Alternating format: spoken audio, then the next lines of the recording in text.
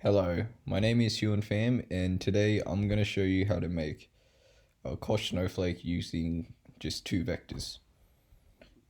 Um, so to start off, we got our two vectors, v and u, and we're asked to make a Koch snowflake out of that. So the first step is what you want to do is you want to turn them into line segments, as shown here with G and H. To make a line segments, you just make points A and B, and you just connect the points. It's not too hard, not that hard. A, B, and C. Sorry. After you've turn them into line segments, let's just delete this. The next step you want to do is you want to use the apply matrix, and you want to reflect G about the y-axis, so you can translate it and make your first triangle. So a little bit more detail into that. What we used was, we know that our y matrix reflection is going to be -1, 0, 0, 1. So we just used the apply matrix command, and it gives us our new line, which is W. Now what we're going to need to do is we're going to need to create a vector to translate it across. So we've made vector A, which just moves it 2 units across, and by using the translation in GeoGebra, we're able to make W prime, which is just there. So because of that, we have made our first triangle. There we go. Now the next thing we want to do is we want to turn this into a triangle by going polygon A, D prime, and B, and we just made that point D prime, so we can make a triangle. Yeah. And from there, we want to use the apply matrix command, and we want to reflect it by the x-axis now. And as we know, to reflect by the x-axis, you multiply your object by the 2 by 2 matrix of 1, 0, 0, -1, as shown below. And now, in order for us to make our first iteration, we need to move that up.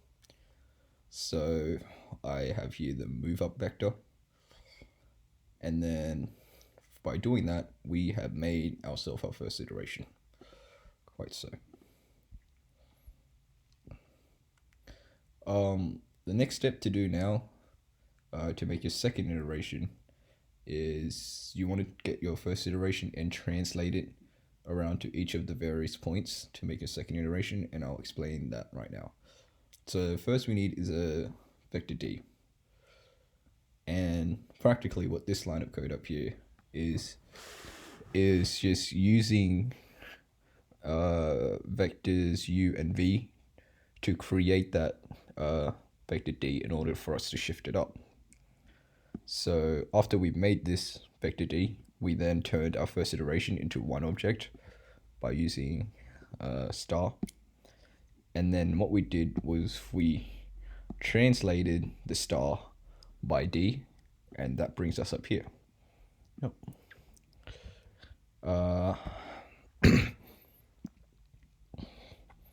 And then the next thing we want to do is we want to move it across up around there. So you use vector V, or 2 times vector V, and that moves it across right there. Our next step is we want to make a vector that goes down there, so we can move the star down that direction.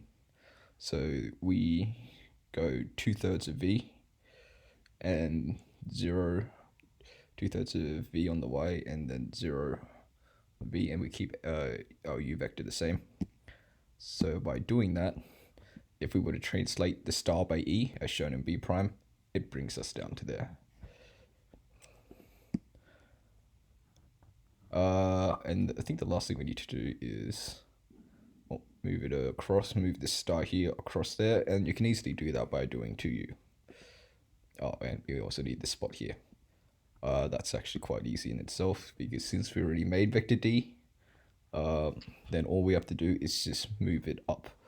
So we decided to move this iteration, C prime, up by d, and that will give us our last piece to make our second iteration. So what we did now was we made our second iteration into one object, and then we used the apply matrix command to then dilate it down to 1/3 of its original size, so it's shown here.